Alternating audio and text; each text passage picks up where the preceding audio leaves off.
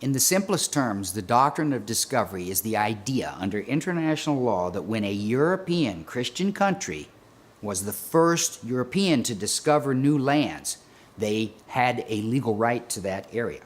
The Doctrine of Discovery defined anybody who is not Christian as less than human and unworthy of land ownership. The doctrine of discovery, as practiced, is evil. It provided that only those who know Christ are to be the chosen people. And it indicated that those who did not know Christ, who were not baptized, were heathens and had no souls and were animals. As a result of that, those heathens and animals could not own, possess, manage, or use their own indigenous lands. There is no question that religion was a major part of the doctrine of discovery and justification from the European viewpoint as to why they were predominant and dominant, and God intended for European Christians to have the whole world. And in the famous or infamous papal bulls in 1452 and in 1455, the Pope orders Portugal to invade, subdue the Saracen, which was their word for Muslim, and the pagan of any of whatsoever, take their property, take their lives, govern them, rule them, take. The popes created these papal bulls and started this development of the doctrine of discovery. But this was not a Catholic Church-specific movement. The idea of acquiring the lands and rights of indigenous peoples was very much just a European idea, and maybe greed, let's say the word outright. Queen Elizabeth I is the best example. She was an excommunicated Catholic. She authorized English expeditions to North America to attempt the first English colonies in North America. She complied with the papal bulls, even though she was no longer Catholic. And so she ordered Sir Walter Raleigh and Sir Humphrey Gilbert, who were the first Englishmen authorized by the Crown to attempt colonies in what's now the United States. And I can quote you the phrase, she told them, "Go where no Christian prince has yet been, and acquire for me sovereignty, jurisdiction, and title." And so the race was on for European monarchs to discover and claim as much of the New World as possible in the name of Christ. Terra nullius is also an aspect of the doctrine of discovery, and there's two aspects of terra nullius. If land was completely empty and no human lives there, when a European power arrived there, they claimed it. But that wasn't the case when Columbus landed in what is now San Salvador. We were an estimated, in North and South America, 95 million natives. When the era of extermination by the United States of native peoples ended, we were less than 1 million people. And what happened to all of our ancestors who had a right to live here? Their rights should not have been subjugated by the doctrine of discovery. But Europeans were pretty intelligent, or should I say sneaky, about interpreting the doctrine of discovery in their own favor. So even if there were human beings where they landed, they still said this land is terra nullius if these people are not using the land in a way European legal systems approve. If they aren't farming, if they aren't using the land to the best and highest use, then that land is terra nullius and is vacant, quote unquote, and available for claim and acquisition by a European power. In service to the state, the European settlers had a mandate to subdue and improve the land, to make it productive by European standards. Productive land is considered land that was arable, that was farmed, that wasn't rocky and dry and hardpan. It's the kind of soil that can be built up over years and years of good farming practices. And Mennonites were known as good farmers. For centuries, they were developing these these kinds of crop rotations and the ways that they were doing agriculture built up soil.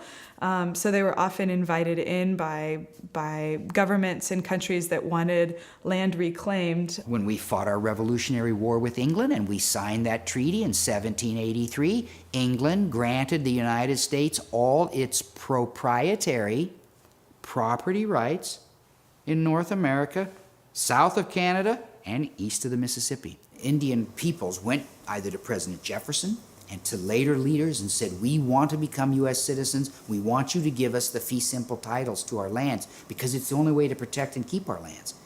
The American politicians immediately started backpedaling. My own tribe, which was in Ohio in 1817, signed a treaty with the United States in which the treaty negotiators with our tribe made a mistake. And in the treaty, it said, you will have the fee simple title to your lands. And when that treaty went to the Senate, the U.S. Senate refused to ratify it because they said, we're not going to give Indians and Indian tribes the fee simple or full ownership of their lands. And so our treaty was changed the next year in 1818 because the Congress refused to ratify that idea of giving us fee simple lands. The Doctrine of Discovery was brought into American law and jurisprudence in 1823 by our most famous Chief Justice, John Marshall. Of course, there was no Indian on either side, the plaintiff or the defendant, so it was non-Indians fighting over what used to be Indian land. The plaintiff, Mr. Johnson, his grandfather, had bought land directly from tribes that's now in the Illinois and Indiana area. Mr. McIntosh, however, had bought some of the same land from the United States, who had signed a treaty with those same tribes, and that's how the United States claimed to have acquired the land. And the United States Supreme Court said the tribes lost the ultimate title when Europeans showed up. They cannot sell their lands to whomever they wish. They can only sell their lands to the discovering European power.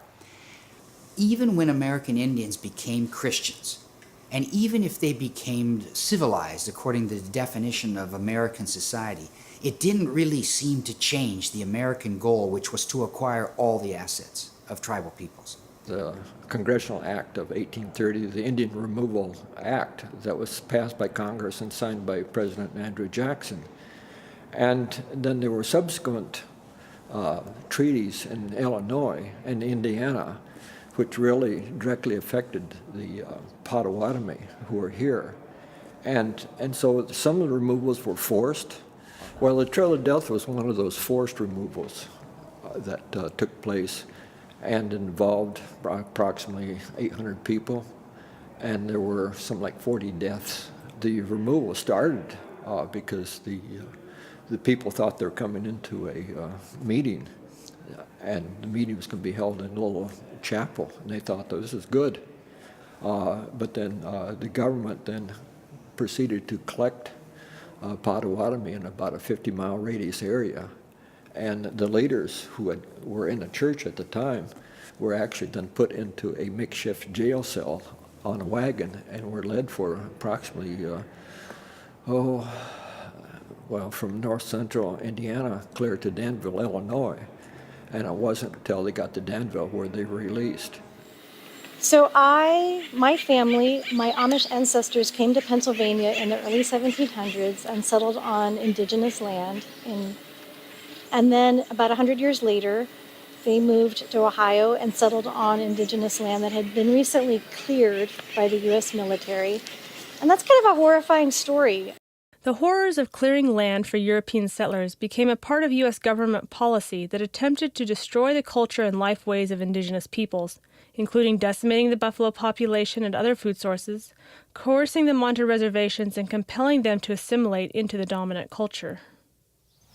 I always, when I look through the different processes in which they were trying to kill the Indian, save the man, I can't believe we still retained what we have, because they tried everything, and it's genius. It's horribly genius to take little kids at a young age to boarding school and make them speak English and then make them return to their communities where they don't understand the language. And it's genius to make people poor and fight over things, and all these different processes that still keep happening yet we still have our culture.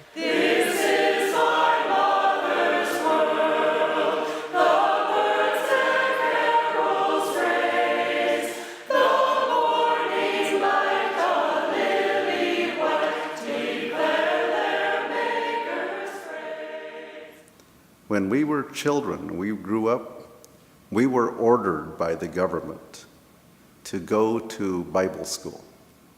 So I grew up learning a lot about the Bible. And although I didn't like being a Christian, I had to learn those things. And some things remain in your mind and your heart forever. For example, we learned that it is God's teaching through His Son that I will be with you till the end of time. And all that I have taught that is good, you are obligated to teach that to others. What is good about the doctrine of discovery? What is good about enslavement? What is good about killing other people?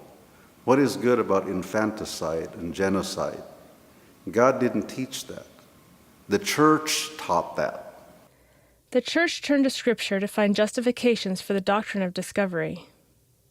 Looking at the story of the promised land.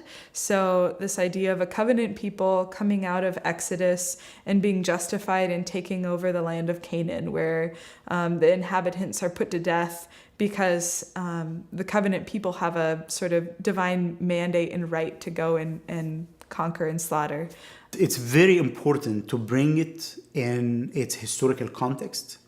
And it's very important also to ask the questions about power. So when we go back and read the biblical texts in their historical context, we start to recognize that these texts start to take their final form when the people of Israel were actually colonized or imperialized by the Babylonians. So when people bring in the narrative of the Hebrew Bible without recognizing the power difference between a Christian interpreter who lives in Europe or North America and the power they possess versus the ancient Israelites who were oppressed by these other powers around them, this is where the problem starts. Because people don't recognize the historical context of the text and their own historical context in which they are the powerful. And they misuse and abuse the text of the powerless to justify the acts of the powerful. The other one is Romans 13, and this a biblical text that kind of justifies, God has put in place authority, and God has given the sort of rulers on the earth are the ones who carry out the commands of God. And so through the doctrine of discovery, you see these kind of divinely sanctioned rulers and kings who are carrying out God's purposes on earth without a whole lot of question of what they're doing. The doctrine of discovery, of course, comes out of the 15th century and was used as a vehicle for colonization. But it's part of a pattern that goes back really to the very beginning of writing itself, both in the Bible and in texts outside the Bible. Well, I refer to this as this pattern of the religion of empire and the religion of creation. In the religion of empire, God is understood as a force that exists primarily in the civilized context, so in the city. So you look at ancient empires and they had a royal palace and a temple for their god, usually connected. And the connection highlights that the god is there to justify the king and the king's authority over the people. The king is often understood as in the place of the god, or even in some traditions as the god itself. What I also want to contrast is the way that Jesus took up a tradition that existed throughout the entire Hebrew Bible that I call the religion of creation, which is the exact opposite. So that's a tradition that instead of arising out of the city, arises out of people's relationship with the earth itself and sees all people as part of a common human family. So biblically speaking, we could look to Genesis 1, and they're created in harmony with an earth which is also considered good. So these two paradigms of religion of empire and religion of creation battle throughout all of history. Jesus clearly sides with the religion of creation against the religion of empire. So, for example, he does not support the Jerusalem temple as the place where God is. He leads his disciples up a mountain to experience God. He experiences God in the wilderness or in the river. The third theological justification behind the Doctrine of Discovery, coming out of the papal bulls, and you see this in Manifest Destiny as well as the Great Commission. So Matthew 28 is when Jesus sends out his disciples and says, "Go therefore into all the world, make disciples of all nations." My Christian theology centers around Jesus Christ, who accompanied the powerless and the oppressed. Jesus who died an unjust death, but was raised from the dead, vindicated and justified by God, shows us that our calling as Christians is to actually serve others rather than dominate them.